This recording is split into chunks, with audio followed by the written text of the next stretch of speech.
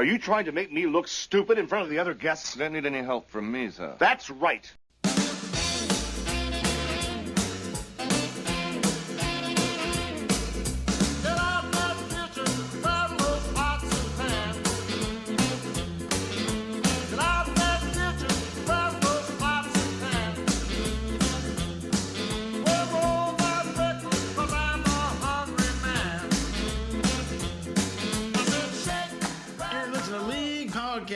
The League versus Clue, the movie. I'm Matt Turson. I'm Professor Plum, John Hunt. Cluedo Inferno here. What is Cluedo? What? I saw that in the credits. Do you know what that is? Cluedo is the original name of the game. Oh, no kidding. But the American name for the game is Clue, and that's what they named the movie after. Thank you very much. Oh, I watched the 2011 miniseries by accident. Well, there's a 2011 miniseries. I didn't know that Clue? until I put in the search for Clue. Yeah. Oh, what is that? Is it like the same thing? No, it looked like it was a bunch of young people. Like probably Extreme Clue or whatever was popular with kids in 2011.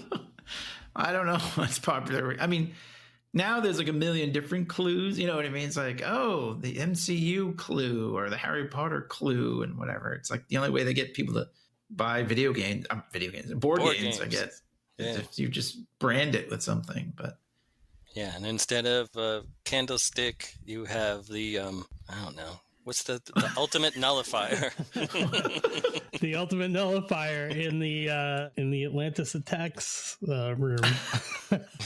Instead of a revolver, they have Paste Pot Pete's glue gun. Oh yeah. Now let me ask you guys: did you guys ever play Clue? Were you fans of Clue? I'm the sure game? I played it at some point.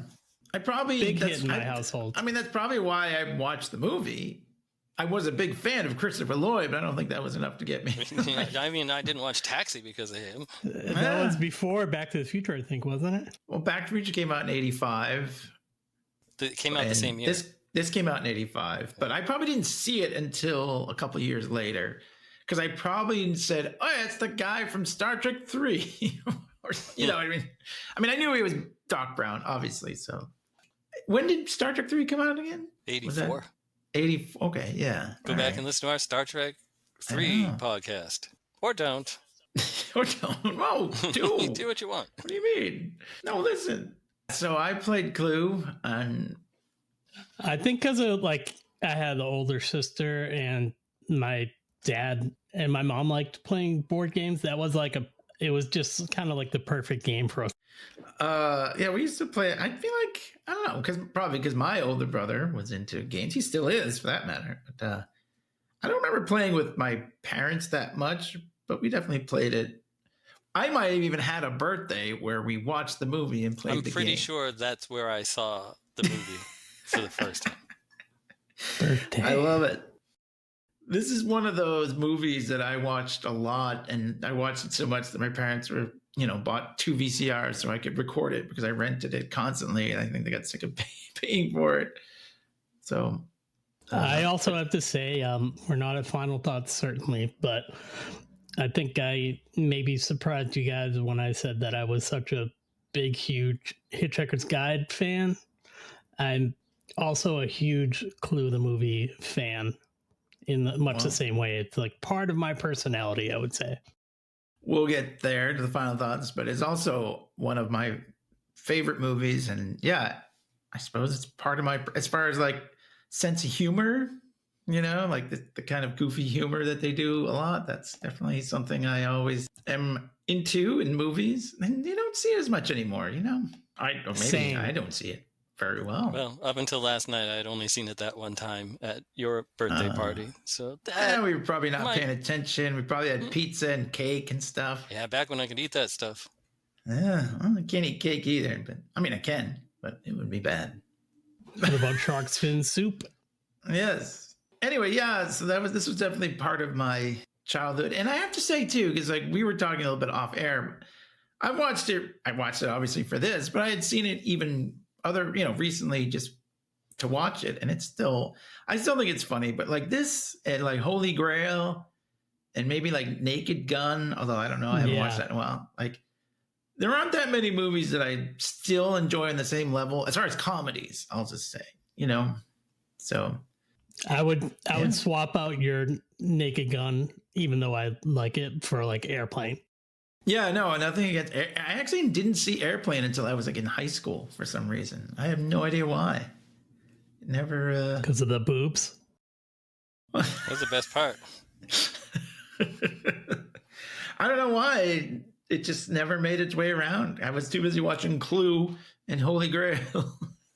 But I think somebody told me, no, it has Frank Drebin in it. So I was like, oh, okay. You know what I mean? Doesn't take a lot. Just one thing. Just point out one thing Durson likes, and that'll get him to do it. Or two things if you're talking about the boobs. Oh, yeah. No. Right, that's one of those Clue jokes that I. My favorite part of Airplane is when they show the nun reading Boy's life and then the boy reading Nun's life. That's like the funniest gag. To be that funny. I can't remember, like, that Airplane is like a direct lift of, I don't know if it was Airport. Airport. Yeah, it was Airport. Airport. Because I started to watch Airport kind of recently, like within a year, and I'm like, this movie's funnier than Airplane, unintentionally. So it's not good. But there's like a part where like Dean Martin is the pilot and some guy's got a bomb, but no one else knows it. And he's like, hey, you can't run away with that bomb. And everybody's like, oh, bomb. And I think that's like sort of the takeoff on the boob part in Airplane. Could be wrong, though. I've never seen Airport. That's like one of those Pluto movies or like the free Fubo or whatever, like the free apps you can watch movies on. That's where I was watching His Girl Friday. Ooh, maybe we should do a do-over of like Airplane and Airport. It was not really a remake, but it's like a spoof. Well, it's the same thing with the Naked Gun series. It's like a takeoff on like a Lee Marvin TV show. Like if you put I think there are YouTube videos of like the opening credits side by side, and they're essentially the same, except like one's a little funnier. The credits are great. Well, in the Naked Gun movie, the credits are hilarious. They drive all through like everything. But yeah, the show is great too. They always have that Abraham Police Lincoln Squad thing. Yeah, I always preferred Police Squad to the movies. Yeah, because Frank Drebin's he plays more of the straight man, and in the movies he's a little more goofy. Yeah. Anyway, we're not talking about that movie. Not a Naked Gun podcast, but we're just talking about what's comparing and contrasting, making us have a weird sense of humor. An Abington sense of humor, if you will. An Abington sense of humor, right? So yeah, this movie is obviously kind of famous for the 3 endings, and apparently it did screen in theaters. Like you could get one of the 3. Like that's what I remembered about it. Yeah. Mrs. Elder was surprised when I told her that. She was like, it didn't always, all the endings weren't there. I said, no, I think that you kind of, probably to drum up more business, Yeah, I mean, it only made 14. So well. It only made 14 million, which I guess at the time is not bad, but I guess in the listings in the paper, it would have an A, B, or C telling you which ending it was. Right, which ending you would get. But like, it's weird because I suppose we'll get there. But like, I mean, there's really one ending that makes the most sense. But we'll get there. Don't go away. Listen to the whole podcast. I never can I tell you something? I never thought that any of them weren't viable. I just thought they were all made sense. Sure, no, they're viable, but I feel like the one is the one they show last matters. Yeah. All right, but we'll get there. But I do want to say, like Gene Siskel said in his review that the movie actually needs 3 different middles rather than 3 different endings, which I thought was kind of a burn. Oh, Siskel. Yeah, I think that's not bad actually. Like I don't agree with him, but it's a good quote. It's a good quote. Yeah. But I think it's one of those movies now that's kind of gets memed and stuff, especially Mrs. White at the end when she's talking about the flames, in improvised line, yeah, because who would write that? You know what I mean? We'll get there. We watched all 3 endings. I think it's a good movie, but we'll just start talking about the plot. Let's get into it. And it's 1985, by the way, so we should point out, yes, 40 years has passed since this movie came out. That's right. My insistence on doing this movie this year. That's right. I think I said it back to you months ago. We should do Clue. I don't know. We have time, and you're like, you got all year. And you have your Substack about it. I know. I reread it just to make sure I didn't say anything out of school because I hadn't watched the movie in a while then. But let's get to it. So, yeah, it starts out, like mysterious, creepy house. I love it. Wadsworth, who TimCurry is, he drives up. There's these nasty dogs there, and he throws them some meat. I don't know, just to put them off. But they show that he lengthens the chain. And then they show him smelling because he stepped in poop. Which I think it's just a great time. Like, it's just like, okay, this is what you're in for. Like, this lets the audience know that. The old give the dog some meat, also used in Fletch Lives. An 80s staple. But it's funny because the dog kind of looks at him like, yeah, you stepped in my shit. Anyway, so yeah, we get a title thing. This is New England, 1954.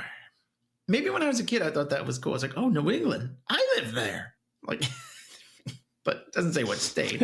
Yeah.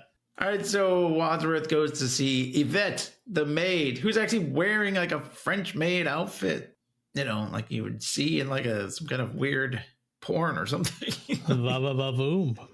Oh, she looks pretty good. Yeah, Mrs. Elder looked her up. Well, she was looking up the cast, and ColeenCamp. She's changed a lot. Not that everybody ages and sure and stuff, but it's been 40 years. Unrecognizable now. We all age, and some of these people are no longer with us. So. A lot of the cast is no longer with us. Yeah, or half of it. He goes up to her, and every man in this movie like looks at her cleavage, and he says, "You have your instructions."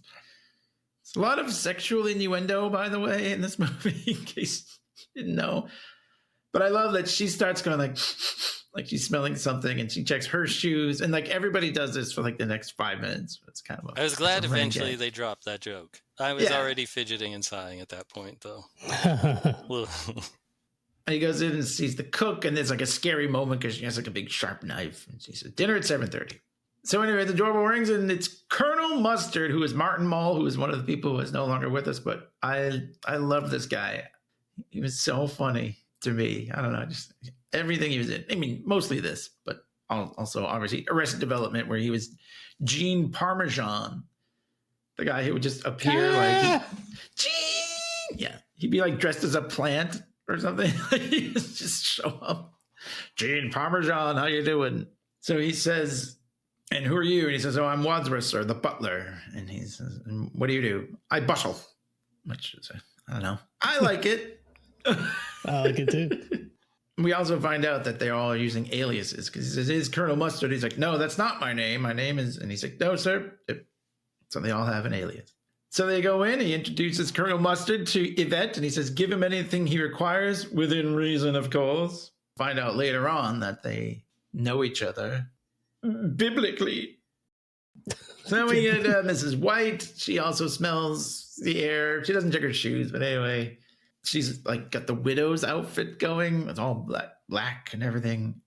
I love later on when he talks about, he says, "Looking pale and tragic."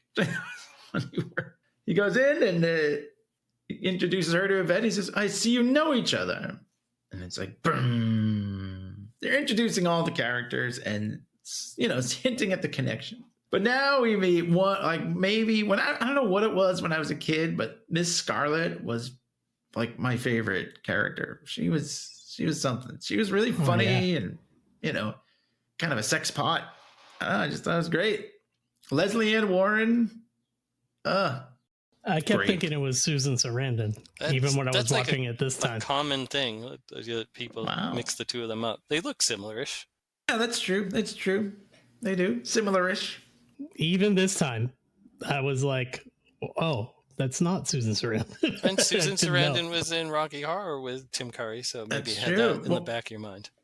Well, here's a knowledge drop for you. Rumor has it that MissScarlet was going to be played by Carrie Fisher, except she had to go into rehab and couldn't film. Like, she checked herself into rehab, so they had to replace her. Imagine Princess Leia playing a brothel owner, you know. But she was a crazy woman in Blues Brothers or something, right? Yeah, I guess that's true. Well, and also, if we're going to talk casting, they originally wanted Mr. Bean, Rowan Atkinson, for Tim Curry's role. Oh, really? Tim Curry was the third choice. And a British actor, Leonard Rossiter, who passed away before the production began. I'm not familiar with his work, but rest in peace. He's no longer with us either. Wow, even people who weren't in this movie are no longer with us. Anyways, so MissScarlet's having some car trouble, and like a car is coming by, and she like lifts up her leg in like a sexy way, and car stops and pulls over, and it's Professor Plum, played by ChristopherLloyd. He's like, need a lift. I feel like that was a very 80s kind of body joke. There's a lot of those. But anyway, so they get in. He's like, where you going? And she takes out a letter. He's like, wait, I received one of these. So they both got the same letter. What if I told you I got the same letter? So then we cut to MrsPeacock arriving at the party, who I've also kind of made me laugh. She kind of reminded me of my mom a little in a weird way. It's kind of, I don't know. I was just thinking of Private Benjamin because she was in that. Oh, okay. I think she's fantastic in this movie, EileenBrennan. She is very funny. I like how, so like, yeah, Yvette hands her like a glass of whatever it is, and she's like just staring at her cleavage. She's disgusted though. It's not like the men are all staring at her. And then Mr. Green shows up. This is MichaelMcKean, who is still with us. Yeah, you know what? He throws off some major John Ritter vibes in this movie. Yeah. He kind of does. And also, he is sort of pretending to be gay. So I guess that was the regular thing you did back then. Yeah. If you were playing John gay, Ritter did too, yeah. John Ritter. There's a funny joke where he's, you know, first of all, they name drop Mr. He's like, I'm here to see Mr. Body. Whatever. He's like, yep. Then Wadsworth yells, sit! And Mr. Green goes like, whoop. He's like, no, not you, sir. Anyways, Professor Plum and MissScarlet arrive, and it's like pouring rain and everything, and then he kind of gets a little grabby, like he puts his hand on her ass, and she's not like she's not upset. She's more just like she does like that thing. She has to put up with this a lot anyways. Yeah, I suppose, but it's almost just like come on, you know what I mean? Like she's just, I like that. She's not like, how dare you? They go in, he says, yeah, Wadsworth answers the door and says, oh, I didn't know you were acquainted. And she's like, we weren't. It's like a dig. When they go in, they also both eye Yvette, but MissScarlet has like she kind of like, I don't know, I got questions about that later. But then the gong goes up and yeah, like they all go to dinner. But of course, Mr. Green spills his drink all over. I will say that a lot of the jokes are repeated.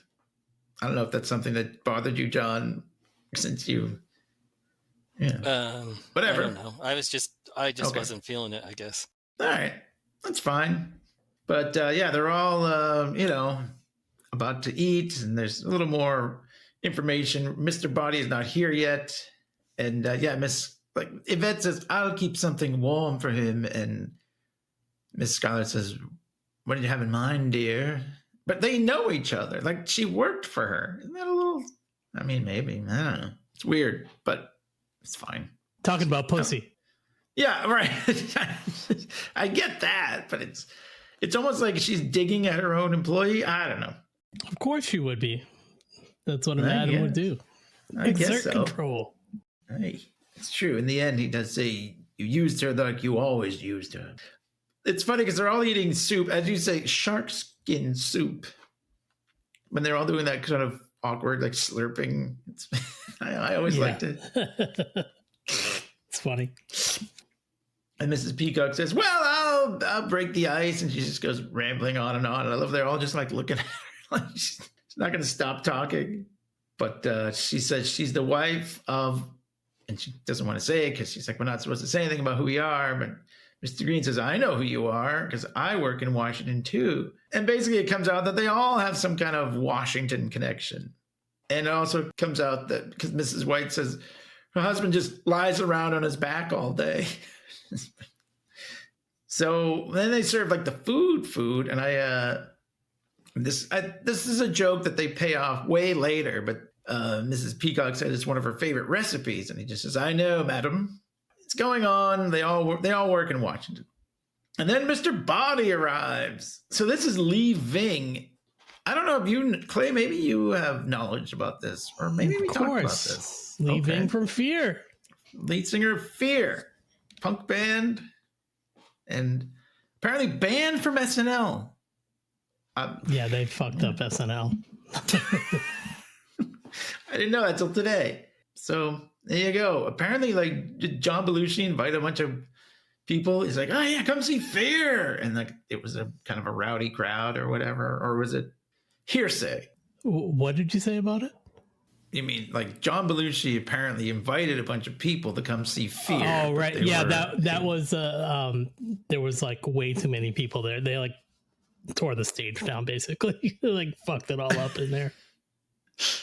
Nice. So there's a lot of tension. They're all kind of like nobody likes Mr. Body. Mrs. Peacock's like, what's going on? And Wadsworth says, I have a letter. And they all have a letter, but they said Mr. Body's letter is different. And then also comes out that he also knows Yvette. They go to the study. They adjourn to the study, and he says, where I believe our unknown host will reveal his intentions. And like, it's really weird. I noticed so Wadsworth goes to the table in the study, brings out, and he's got one of those like big envelopes, and it says open after dinner. But like for years, when I only watched it on VHS, I had no idea what that said. Like, because the quality was so like low, so fuzzy. And you were watching it on a second generation copy. Yeah. Third generation copy. I think in my copy, I even like rewound it to try and see what it said, like in positives. Like then it came out on the actual thing on the recording. Anyway, so like they're all kind of, there's not much, I mean, they're revealing little bits and pieces here. But Mr. Body says, this is a hoax. I suggest we all leave. And he tries to leave, and he's locked in because the dogs try to are right outside the window. He's like, I can just break the window. I think it's more just to learn the rooms, because the house is like a part, it's part of the game. It's part of the thing. So they matched it to the game pretty well. They used all the same rooms and everything. Yeah. And they even the parquet floor in the hallway is like the same pattern as on the same pattern as on the board game. Yeah. So anyways, they all go back, and Wadsworth reveals that they're all being blackmailed. And so they all have stories, and he tells Yvette, you can go, because he doesn't want to, humiliate them all. Although he does. He tells all the stories. So yeah, like Professor Plum was a psychiatrist who messed around with his patients. There's a funny line where he says, you used to specialize in people, paranoid schizophrenics who had delusions of grandeur. And he says, yes, and now I work for the United Nations. And he's like, so your work has not changed. So yeah, and Mrs. Peacock takes bribes to deliver her husband's vote. MissScarlet, of course, runs a brothel. And Professor Plum says, really? What's the phone number? And ColonelMustard availed himself of her services. And then Mrs. White. Most soldiers do, don't they? Yes, that's what he says. But so then, we find out Mrs. White killed her husband. And MissScarlet's like, ha! And he's like, why is that funny? He's like, well, that's why he said he was lying around his back in his coffin. But then she says, well, we had a very humiliating public confrontation. He threatened to kill me in public. And she says, why would you want to kill you in public? That's kind of like a police squad joke, I feel like. Yeah, there's a ton of stuff in this, like the study that are just like bang, bang, bang, quips back and forth that we were saying earlier. We won't even be able to cover them all. Yeah, the Landis told the screenwriter to watch His Girl Friday to go with the beats of the the quippy dialogue in that. Yeah, and the cast as well, I believe. So he says, but that was her second husband. Her first husband also disappeared, And she said, well, that was his job. He was an illusionist. Like, Yeah. He wasn't a very good illusionist. So then, Mr. Green gets up and says he works for the State Department and he's a homosexual. And I love Mrs. Peacock goes like, like she is aghast that there's like in the mere presence of a gay guy. Like, well, also Professor Plum like stands right up. Yeah, because he's like he sitting next to him on the couch. He's like, ugh. Oh, that old 80s homophobia. Even if they were poking fun, it's like just classic. Of course, I know. It's obviously hasn't aged that well, but that's the way it was in the 80s, and probably the way it was in 1954. So we'll just but also it's like it's aware of itself. The joke, different time. You know what I mean? Right. Because like, they're not saying you shouldn't be afraid of this guy. But yeah, I love it. Yeah, Mrs. Peacock is so upset. It's like, what do you care? But I guess because he works at the State Department, he's lying about it. So that's why he's paying the blackmailer anyway. So yeah, because he would be fired. Don't ask, don't tell. Right. I mean, that was a crazy man. So anyways, we find out Mr. Body is the one who's blackmailing them all. And so it's all like, what, you son of a bitch? And Colonel Mustard's like, put him up. And they start to get in a fight. Then Mrs. White just comes over and knees him in the balls, which I think is another 80s thing. But Mrs. Peacock's like, woo! She loves it back there. So then Wadsworth reveals that the police are coming and they're recording the whole conversation. So when they get there, we can just give him the tape and Mr. Body will be put away for blackmailing you all. But he's like, well, let me get my package. So he goes out and he brings it back and there's all these little boxes for everyone and they all have the weapons from the game in them. And they look like the toys too, you know what I mean? Like exactly. The rope is like a perfect noose, like the same color, like the candlestick or candle holder. What is it? It's a candlestick. Yeah, the candlestick is like looks exactly like it. I thought that was fun. I know. The wrench, the lead pipe, the gun, the whole. Anyways, so Mr. Body says I'll expose you if you send in court. But if one of you kills Wadsworth now, no one will know. And so he turns off the lights and it's chaos. The gun goes off. They turn the lights back on and Mr. Body's on the ground. Professor Plum says, he's dead. And they're like, well, you shot him. Marty. And he's like, he's dead. You brought a lot of Russians. But I was just looking it up too. Like, I was like, why did they choose Lee Ving for this role? I guess he was just because of his name. Because he would be dead, like he's leaving, but also I guess he was in a couple other movies. He was in Flashdance, Streets of Fire, Dudes and Nightmares. I mean, he doesn't do much. I don't remember those other movies enough to say what he does, but I was like, I always knew that he was in this movie. That's it. Well, they had Jane Wineland in it later too. Maybe they just were going for kind of music. Rock and roll people. Friends, rock and roll friends. Yep.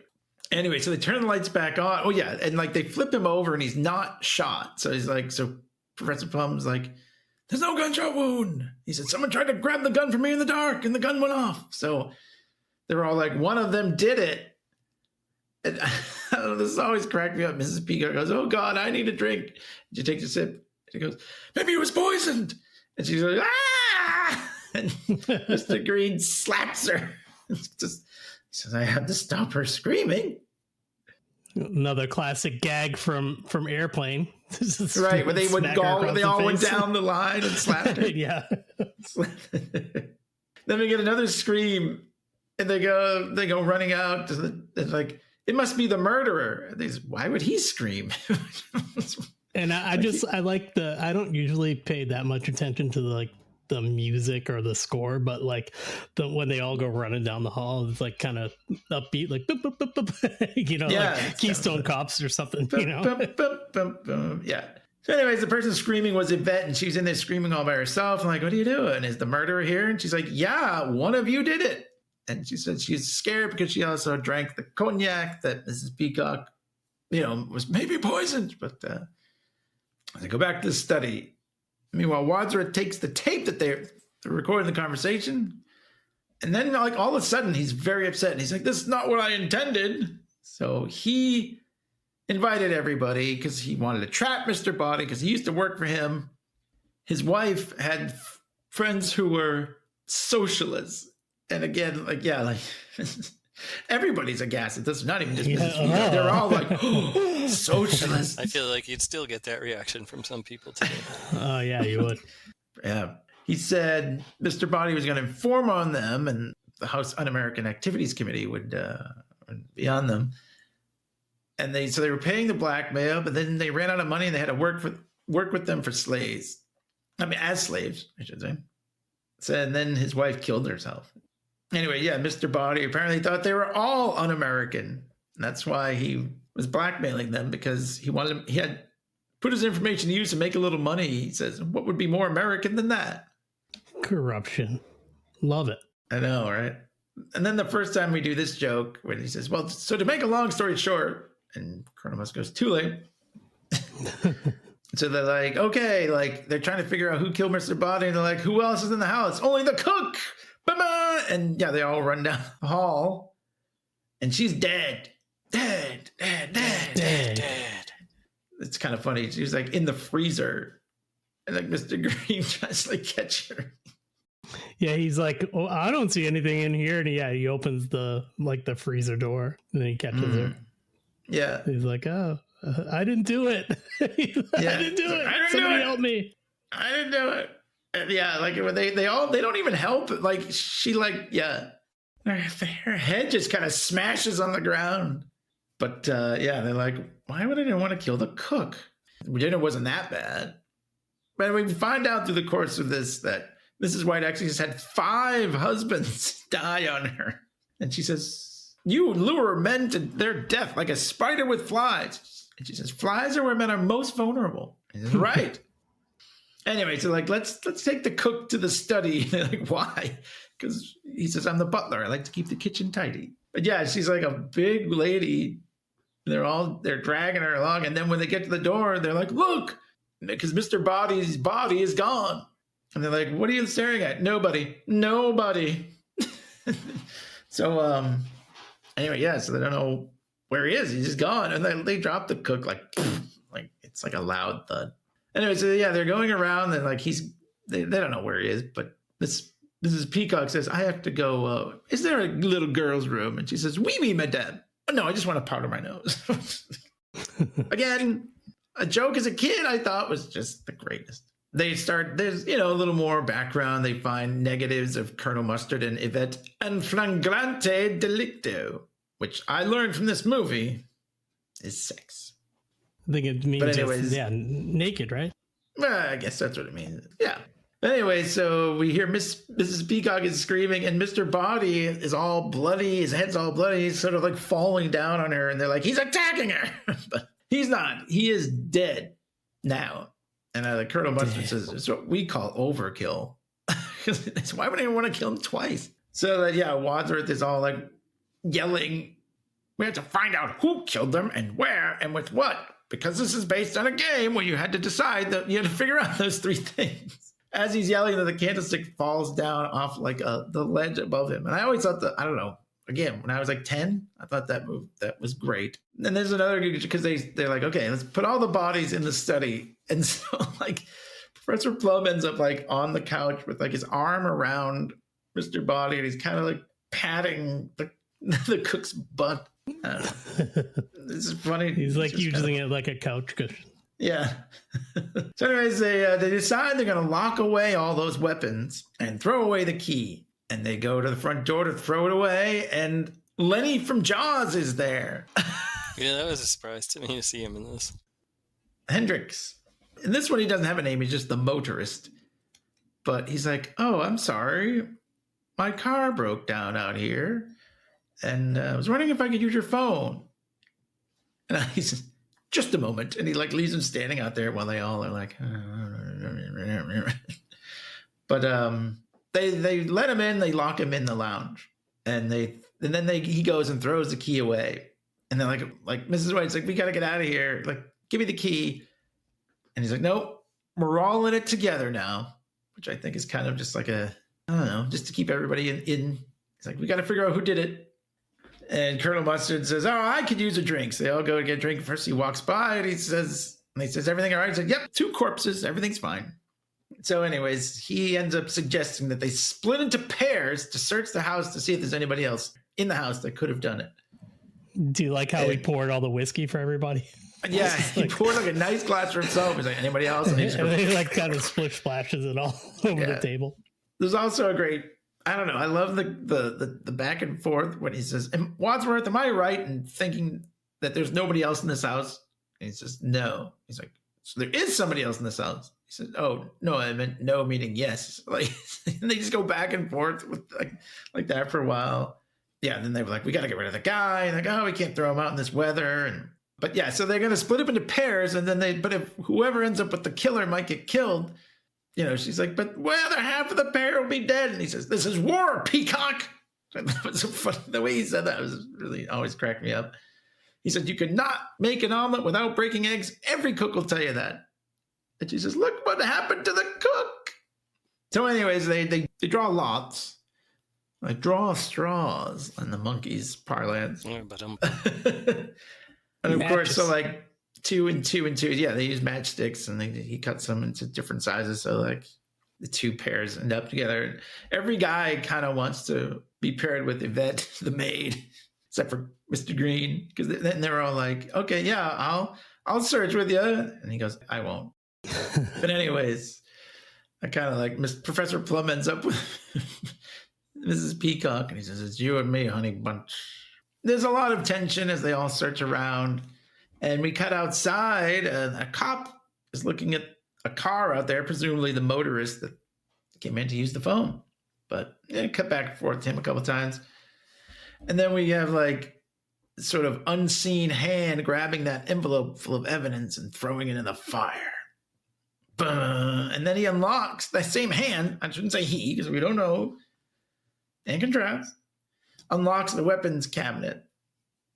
And then the motorist, Lenny, from Jaws, is in there talking on the phone.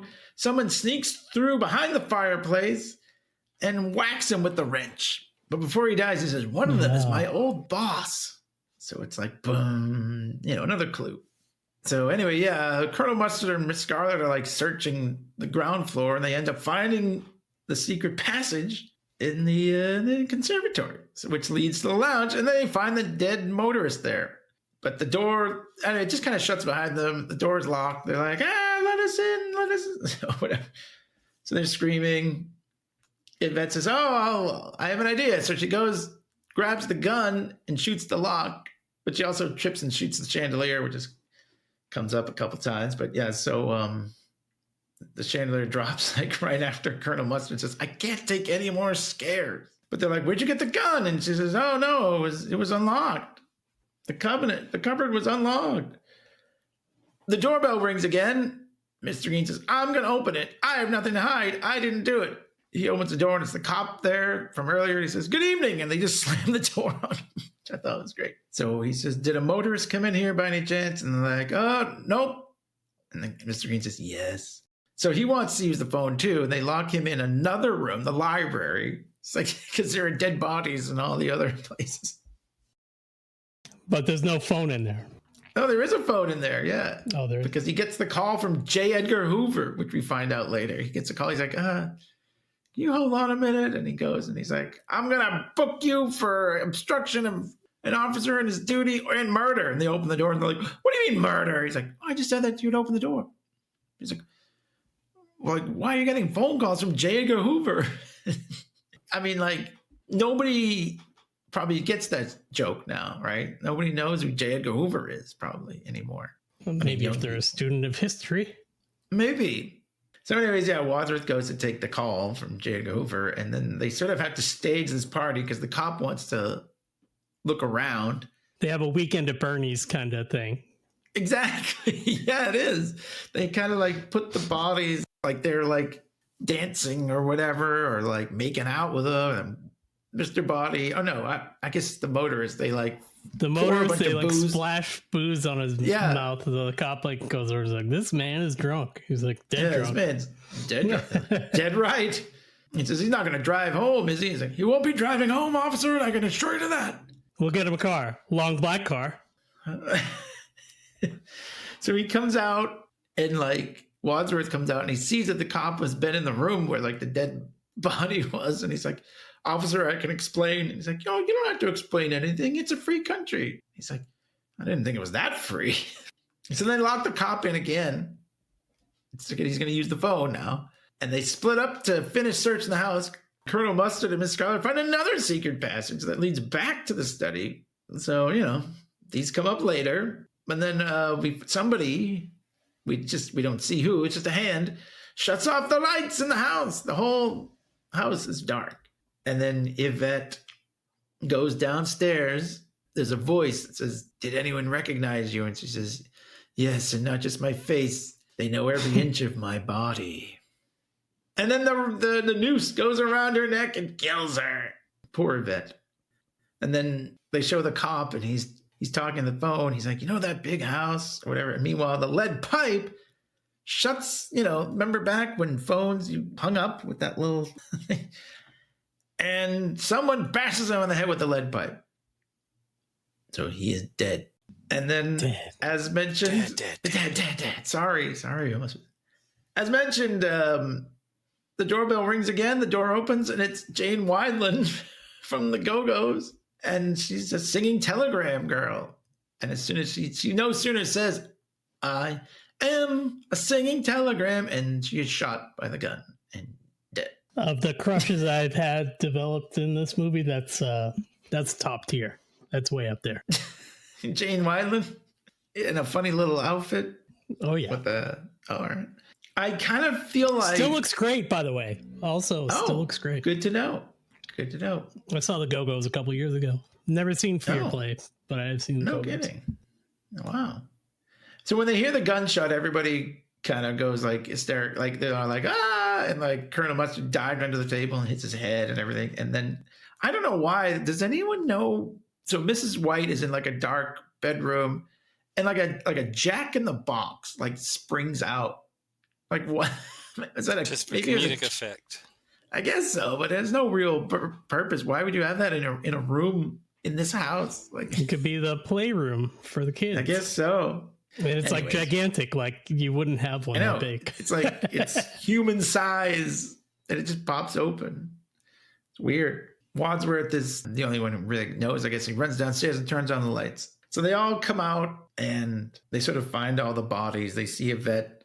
Colonel Mustard kind of gives that hand wave, like, oh, what a waste kind of thing. They see the cop, and like, wait, I thought I heard a gun. And they go and they check, and they see Jane Wineland down there. There's a bullet hole in her chest, and they're like 3 murders. And I love Wadsworth says, this is getting serious. Getting serious? I mean, 6 people. They're all dead. And I guess they've seen a lot. Yeah, Wadsworth says, Yvette left the gun here, and we're in the pile of glass where that chandelier was. And he says, okay, I know who did it. And they're like, you do? So he has to go through it all step by step. And he says, I was in the hall. I know because I was there. So then he kind of goes through the whole thing like the Micro Machine Man. But, it's, you know, it's funny. Right? What does that mean? Like, just, you know, like, and then I ran to, you know, we ran to the study, and then we ran across the hall of the library, you know, like, and he's running, and he's kind of, and then they do the long story short, too late bit again. But he basically just kind of runs around the house. But so they come to the conclusion Mr. Body was pretending to be dead, that the bullet had grazed his ear. And then he does the impression, like I said, of Christopher Lloyd, and he says, maybe he was poisoned.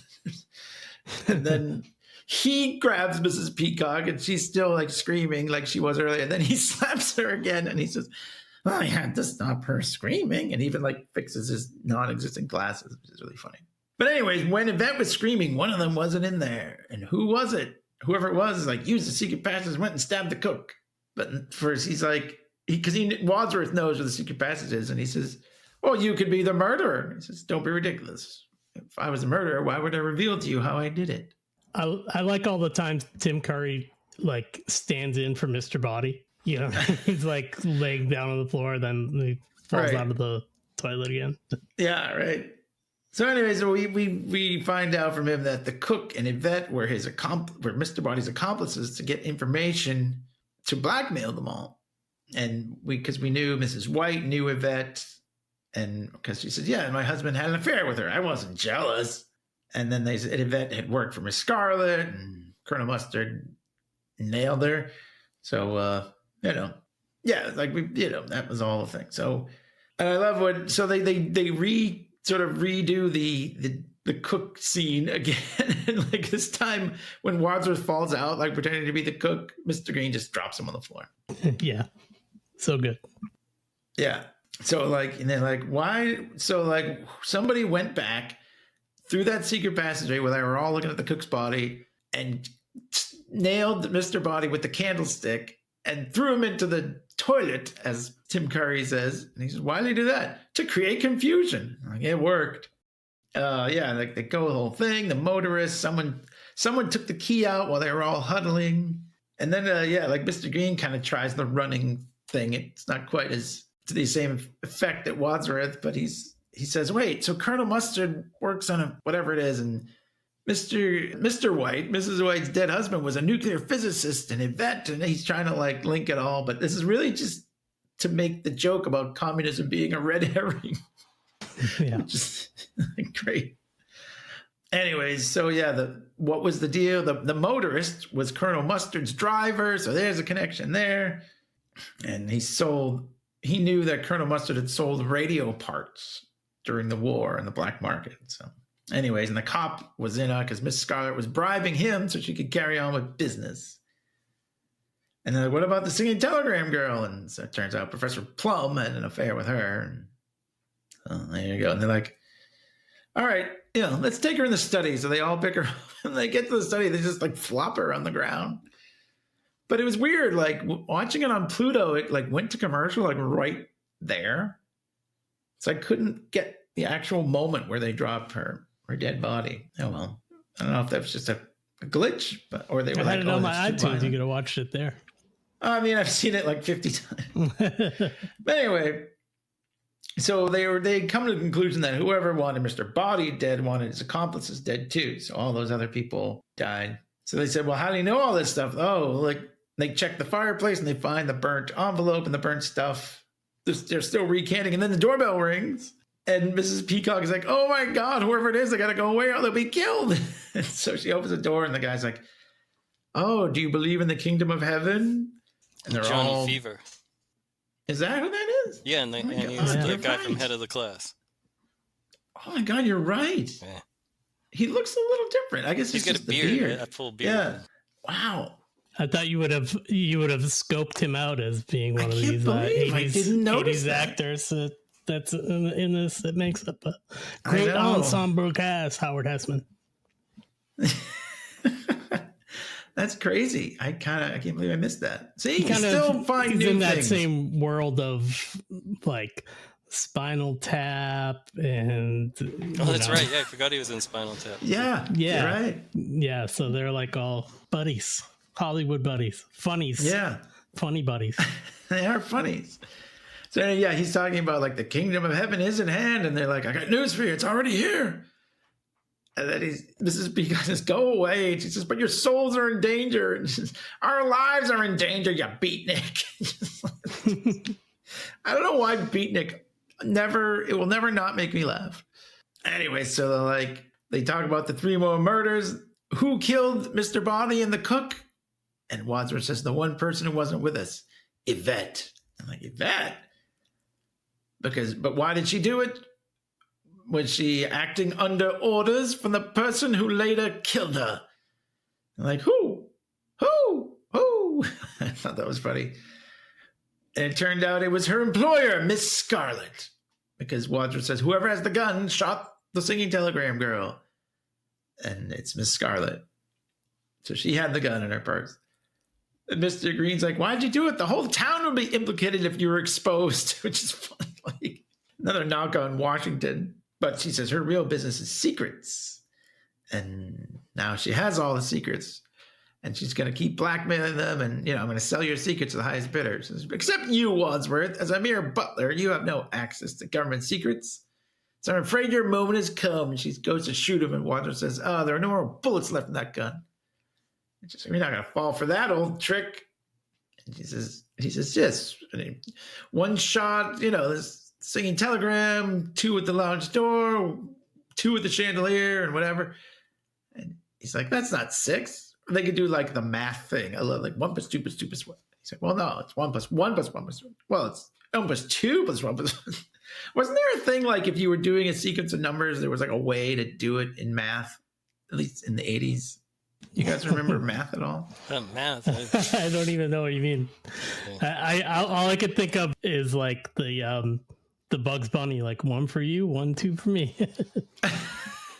I mean, like, I could be way off, but I feel like if you were doing something like this, where you go like 1 plus 2 plus 1 plus 1, there was a way you were supposed, maybe not just 1s and 2s, but if there were other numbers, you had to do it like highest to lowest or something like that, right? Like, I don't know.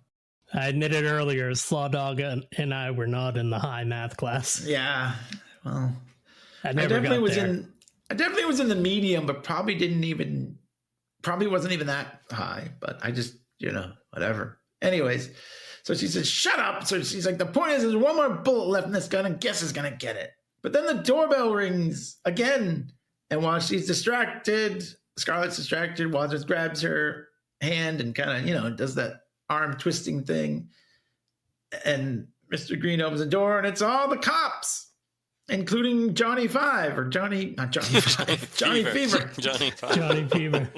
Another 80s icon. Mr. Not Johnny a big Five. college town.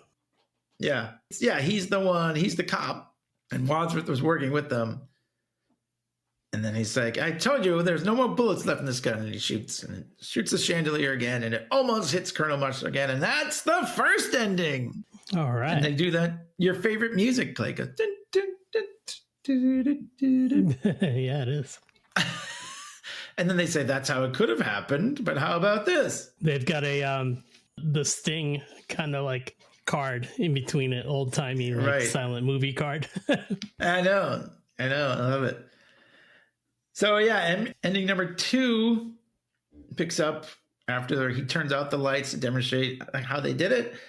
And then he goes around saying, and then he's like, and then the murderer went and choked out Yvette, and he like puts his hands and chokes Mrs. White, pretending that she's Yvette, and he goes and knocks Colonel Mustard out, and then killed the cop with the pipe, and recreating all the murders and like hitting people and stuff. And he says, recognized the singing telegram girl from the photograph and shot her, and then went back to the cellar, and Mrs. Peacock was in the cellar, and they're like, oh, she was the one who did it.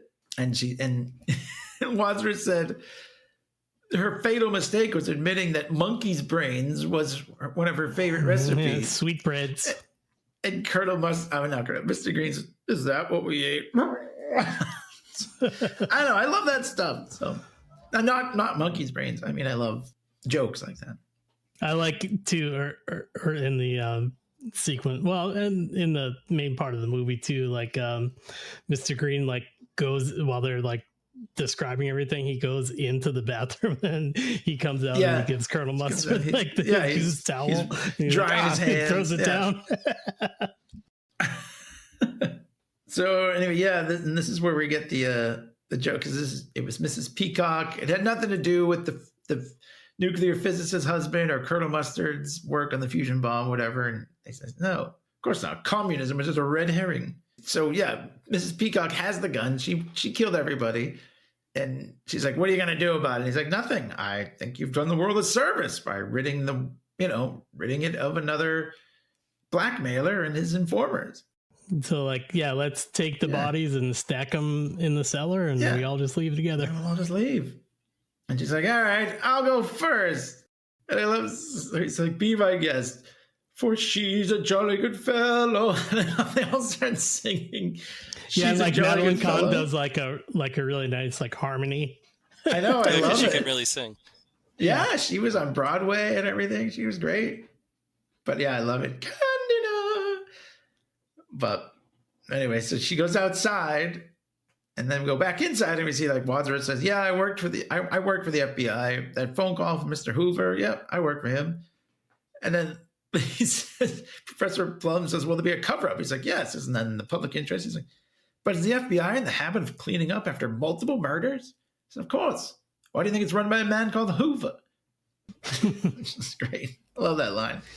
So Mrs. Peacock is outside, and Johnny Fever is there, and he says, the kingdom of heaven is at hand. And she's like, what? And then they arrest her because they're the cops. Floodlights and invasion of all the cops and everything.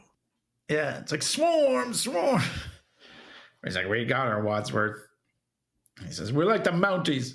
We always get our man. And Mr. Green says, Mrs. Peacock was a man. And then they do like the Three Stooges kind of ending. They slap him and someone pulls Colonel Mustard's suspenders. But anyways, that's the B ending. And now here is now the title cards, the Sting title cards say, here's what really happened. So this is the one that I've always, held Canon. Canon. That's right. Clue canon. Anyway, so we pick up again after he shuts off the lights.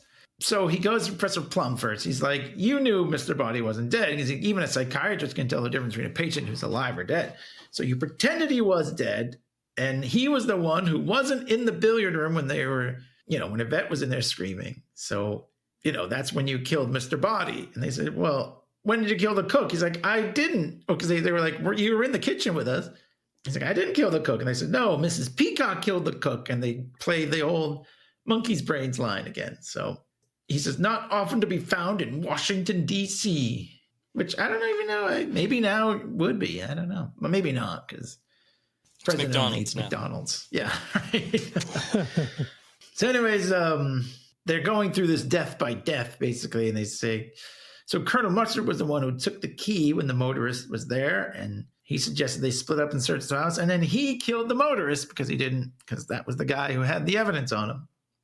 And then they were like, well, who killed Yvette? Well, Mrs. White killed her because she was jealous that her husband had an affair. And this is where we get that famous, like I said, improvised, like we said earlier, improvised line. That before you tell that awesome joke, there's when they're doing like the Keystone Cops, like kind of running around and stuff, and TimCurry goes up the stairs and like Mrs. White is like right behind him, but she just like falls flat on her face, like on the stairs. Doesn't it's even really funny. He just drops her. She goes plop. Like, ah! I know. So yeah, but like he's like, you did kill Yvette because you were jealous, and she's yes, I did it. I killed Yvette. I hated her so much. The flames on the side of my face. And I love all the other, like they kind of show like Mr. Green and Kermit, and all just like, oh, it's this lady. Is she gone? Yeah, anyways. So you can kind of see MartinMull like cracking up like right. in the improv. He's like, what? So good. So, and then he says, under the cover of darkness, MissScarlet took advantage of that, and she killed the cop, who was, as we said, she was bribing him to carry on with business because he knew she was running a brothel. So, and I like it. MissScarlet doesn't even... Perry Mason? Yeah. He's like, you killed the cop. She's like, true or false? He's like, true. Who are you, Perry Mason? She's not even like mad that she got caught murdering this guy. And that's it. I guess they all did it, so... And then... They say, well, it must have been Mr. Green who shot the singing telegram. And he's like, I didn't do it. He said, well, there's nobody left. So he says, whoever's got the gun shot the girl. And it's Wadsworth. He shot her. And Mr. Green says, it was you. I was going to expose you. Yes, I know. So I chose to expose myself. And Colonel Mustard says, please, there are ladies present. But it turns out that Mr. Body was actually his butler. Role reversal. Right. Yes, he's Mr. Body. And the guy we thought was Mr. Body was his butler. And Professor Plum says, oh, shucks, because he found out he only killed the butler. Then we get one more thing about communism just being a red herring. Meanwhile, he's like, oh, I guess you just, go on blackmailing us. He's like, yes, why not? And he's like, well, I'll tell you why not. Mr. Green takes out a gun and shoots him. And he's like, oh, he's a good shot, Green. Very good. I feel like that's kind of like a bad guy death thing. Oh, good shot. I was thinking that you liked the amount of times they've said very well in this movie. It's quite a few times. It's quite a few. Yeah, Mr. Green is there. They say, "Are you a cop?" He says, "No, I'm a plant." And MissScarlet says, "Oh, I thought men like you were usually called a fruit." That's a joke from the 80s, but different time. Anyway, Still makes me laugh. Yeah, me too. This is very funny. That phone call from J. Edgar Hoover was for me. And he goes and opens the door. Johnny Fever and Johnny Five and they all come in. And all the Johnny Five is there too. Yeah. Johnny Cash, Johnny Five, Johnny Fever. They're all there. And just to wrap it up, they're like, "Who did it?" And he's like, "They all did it." And he says, "But if you want to know who killed Mr. Body, I did in the hall with the revolver, just to bring it all back to the game." And then in one of my favorite movie endings of all time, he says, "All right, book him. I'm going to go home and sleep with my wife." And then we get shake, rattle, and roll. And I love that ending. And then the credits are the Clue game cards with the... Yeah, I know. It's so fun. Yeah, it's fun. I think it's a great ending. It's a great song. That's why I like that ending. I know, like, it could have been any one of them, but that's the one. First of all, they all did it. And I know it was like a thing in the 80s, like, "Oh, he wasn't really gay." Like, but it's like the joke. But like, I mean, I don't know. It still makes me laugh. Like, I still, even though it might be a little like, incorrect, politically incorrect, but it's still pretty funny. I don't know. He fooled them. Well, I guess you don't know if it's true or not. Well, that's true. That could be he works for the going home FBI. to He could sleep be with lying. my wife, Butch. Right? It could be anything. But back Mr. then, you Red. knew what it meant, right? Mr. Red. "I'm going to go home and sleep with my wives or my partners or whatever." Yeah, he could be Mormon or Polly. He wants more men. Right. Is that what you're saying? Oh, I got a million of them. All right. Took me a second. Anyways, sorry I just rambled on about that story the whole time. But what do you guys, how do you want to give our final thoughts or anything on Clue? I'll let you rest. Taking a sip of your beer for doing the God's work. Thank you. Thank you very much. Thank you very much. Of explaining the story. I will go as it is also just one of my favorite movies. I'm not going to give it an A+. I'm going to give it an A. Just one of my favorite movies. And I think when you're a kid, it makes you feel really smart watching this dumb movie. Like I definitely did. And I have seen this many, many, many times. And as I said, like, it's just really my type of humor. And I love the board game. And I just always thought this was great that you could this was before they made movies out of IP all the time, so it was like really different. And it has a lot of my favorite actors in it. And so I'll give it an A. I know I'm not like that effusive about it, but I think it's a really well-made movie and well written and well shot and well acted. That's giving it its A rating. I certainly don't have any complaints about the movie because I just revere it so much. It doesn't get A+ status, but still gets an A. Very well. Thank you for your time. It's a pleasure to be with you. Thanks for having me on. Of course. Cool. Happy to help. I'm good. And you? Find yourself. Not bad. How about yourself? Good, and you? Fair to Good, and shitty. you? What about you? All right, I'll go next. I'm sorry. I hope it's not shitty after watching this movie. Actually, listening to you talk about it made me like the movie less, but I'll give it my original score, which is C for Clue. Okay. C for Clue. Because I feel like I'm an outlier. C for Clay's movies suck. I feel like an outlier with this movie, like I said, Off the Air and Goonies. I just don't love those movies, because they're both beloved movies of our generation. Anyway, I should like this movie. I like WhoDoneIt, and I like comedy. I've seen the entire Poirot series and then rather enjoyed that. Poirot. So this really should appeal to me, but I think TimCurry is a highlight, and the entire cast is strong, but the jokes didn't land for me outside of a few chuckles. Although the movie does pick up for me once they get to the multiple endings. Prior to that, there was kind of a lot of fidgeting and sighing, maybe with several eye rolls on my part. Sorry. I know people love this movie, but it was kind of meh you and for Gene me. Siskel, apparently. Yeah, me and Gene Siskel. So yeah, it was meh. Or as the kids say, mid. It was mid. Kind of like the grade or the classes I wish that I was smart enough to get into. The middle classes. But I did not hate it. I just didn't love it. Even Mrs. Elder, who did love it growing up and had seen it multiple times, was sort of like, I didn't like it as much this time. And I was worried that sort of my reaction to the movie sort of clouded her enjoyment of the film. But she said it didn't, but I feel like it probably did.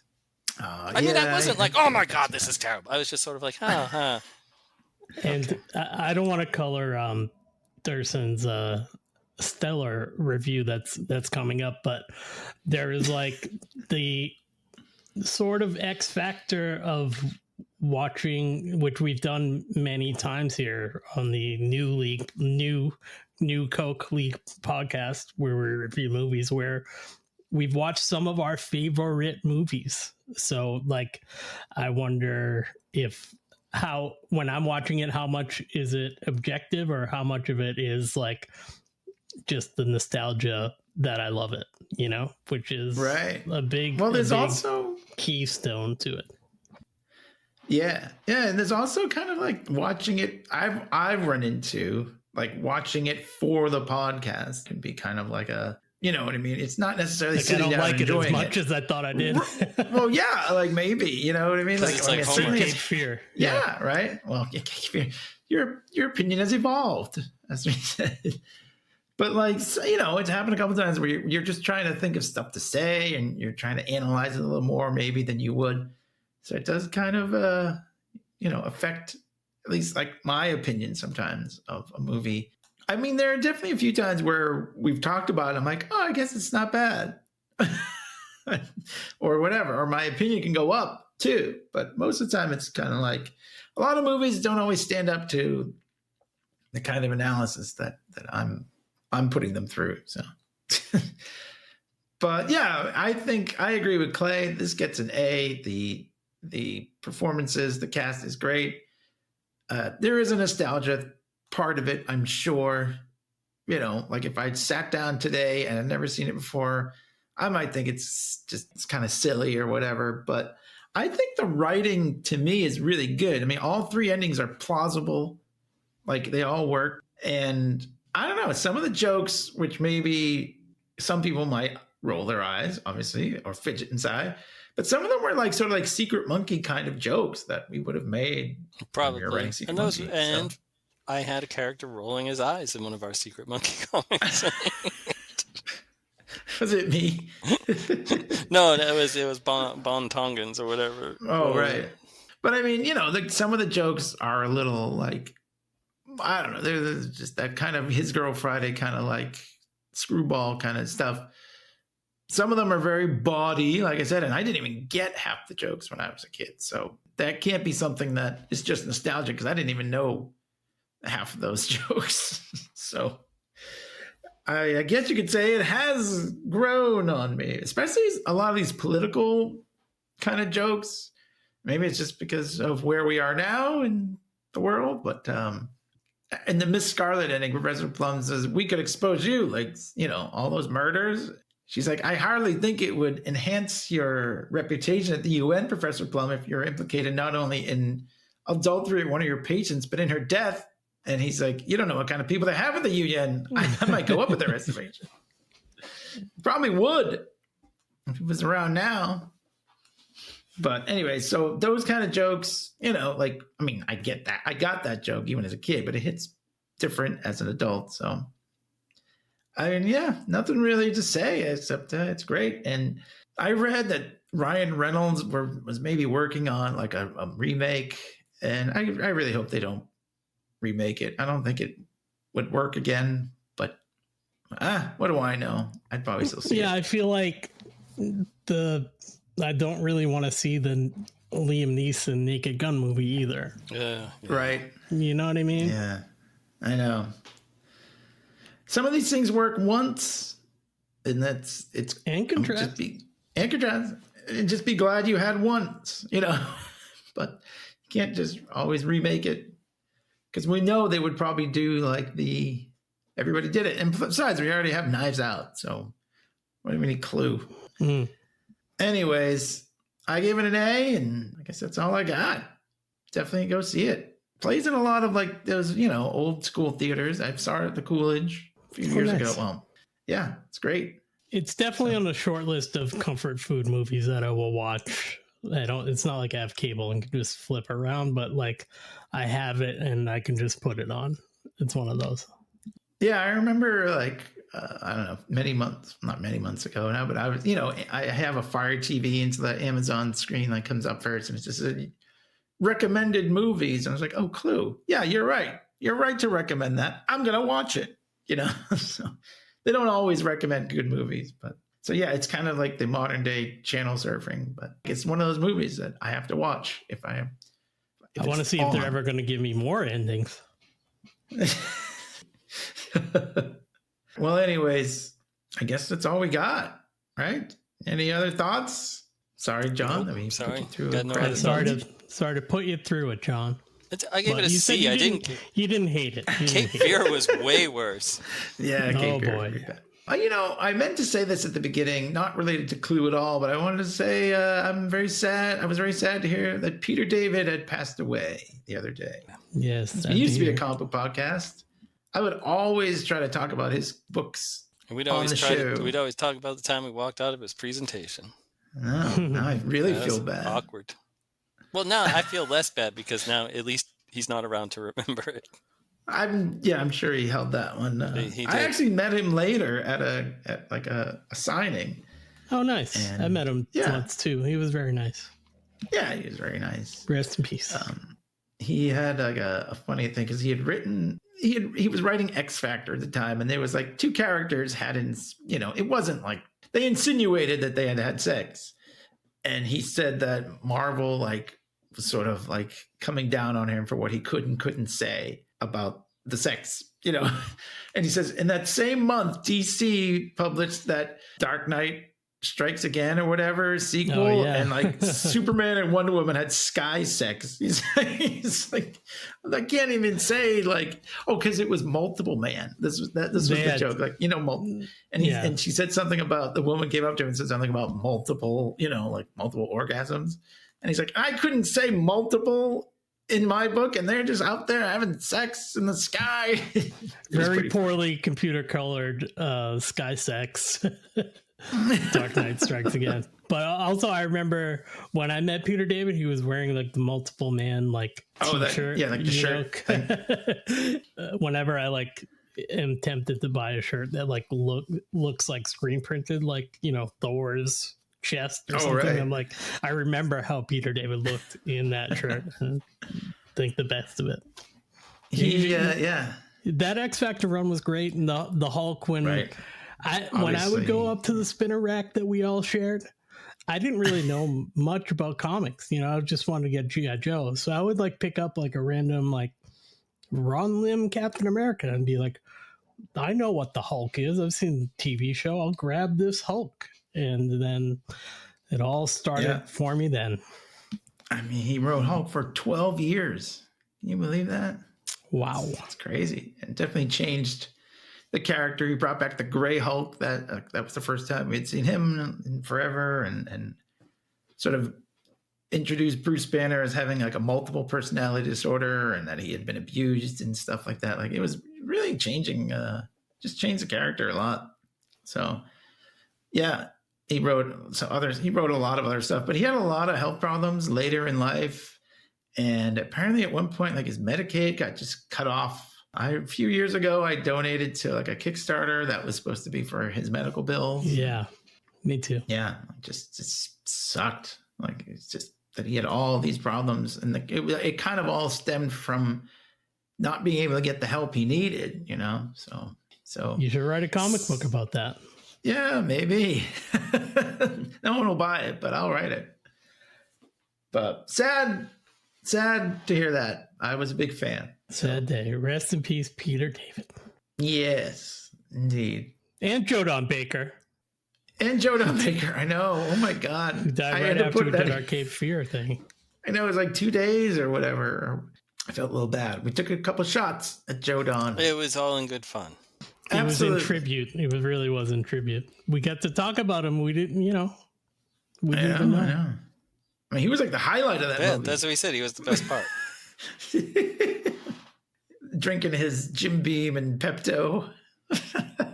My dad loved that movie, Walking Tall. I don't think I've ever even seen it, but my dad loved that movie. Oh, yeah. I don't think I've seen it either. I think, didn't The Rock do like a remake of that? The Rock did a remake. Jeez. We'll do a do-over. Oh, don't. Nah. How about a don't-over? Oh! You know what's funny is like he died at 89, and then they're like, the cause of death was not disclosed. How about he was 89? Yeah, I mean, 89 is... You know what I mean? Cause of death was too much Pepto and Jim Beam. Maybe. Or not enough. Maybe that's the secret to living to 89. I mean, yeah. I mean, Peter David was only 68. I mean, that's like way younger. You know what I mean? Wow, he looks a lot older than that. But health problems will do that to you. Yeah, I don't know. Joe Don Baker, 89. I mean, that's a good run. So. Yeah, for a guy like him. I mean, he's not like he looked like a healthy fella. No, he was a large man. And didn't he play different people in James Bond? Like he was in a couple of James Bond he was movies. A bad guy. Go back and listen to our Living Daylights podcast, and then listen to our Tomorrow Never Dies and Goldeneye podcasts. Done it. Yes, do it. Joe Don. Sad day. Pour one out. In memoriam. Pour one. Good fun. Mix up. Take out your Ninja blender. Pour some whiskey, some ice cubes, and some yogurt, and some Pepto-Bismol, and have a nice little smoothie. All right, well, go listen to that though. Our Cape Fear episode is up as well, and the Bond ones, obviously, and check out all of our episodes wherever you get your podcasts, or most places. I don't know, and also on YouTube or at LeaguePodcast.com. We're League Podcast and all of those things. So check those out and let us know what you think, if that is an option, because we like to hear what you think. And you might be the one person that comments on our YouTube channel thinking that we're about to show the whole movie and is disappointed. Really? It's just our podcast. Like, come on, just get to the movie already, some guy said. I think in a different language, and I had to translate it. Could be Get to the movie already. Maybe in that country, YouTube just shows movies for free all the time. Here, you gotta pay. Oh, that's how I watch The Invisible Man on YouTube for free. Yeah. Well, there are some movies for free out there.